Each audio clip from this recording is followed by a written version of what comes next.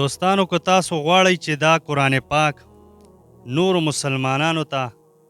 مکمل پری میلاو شي بغیر شکرانې فی سبیل الله نو دا پیغام نورو مسلمانانو سره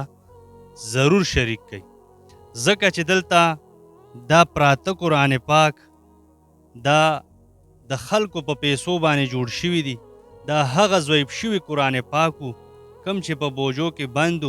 او خلک په دې تمو چې کم سین ته به گزارو کومه کنده به ولکنو نو الحمدلله دا هغه قرآن پاک دی چې دا تیار شوي دي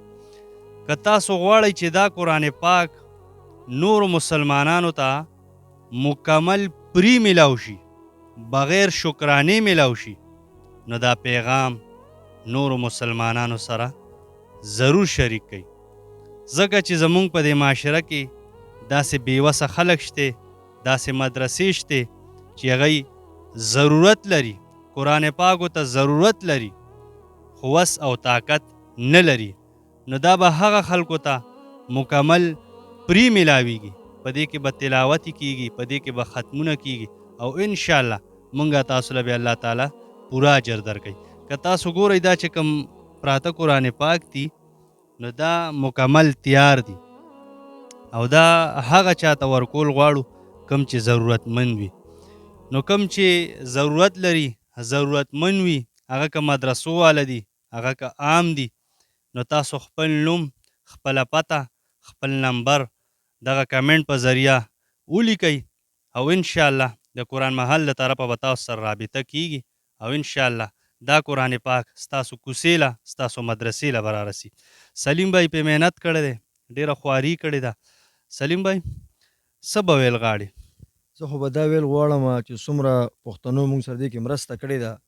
الله پاک دې هغوی له کروڑونه ربونه ورکړي سره د ایمانه الله دې خوشحاله ساتي وخت په وخت موږ سره دا پښتانه وروڼه ودرېږي او موږ سره دا قرآن پاک جوړوي زموږ شکر الحمدلله د ورځې 300-400 قرآن پاک جوړېږي خو دا دلته کې په پرته باندې ته فایده نه کوي زموږ به ډېر زیات خوشحاله شي چې دا مدرسو والا موږ سره رابطه وکړي او دا قرآن پاک ورته موږ فی سبیل الله واله کړو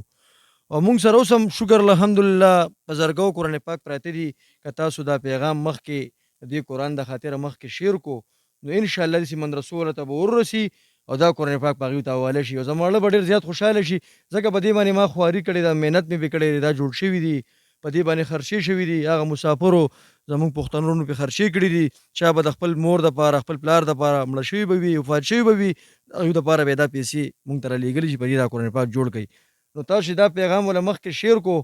نو دا صدقه جاریه ده هغوی پسې به انشاءالله ثوابونه ورسي او دې کې به دوباره تلاوت چالو شي محمد مصطفیٰ سب سے آخری نبی احمد مجتبی سب سے آخری نبی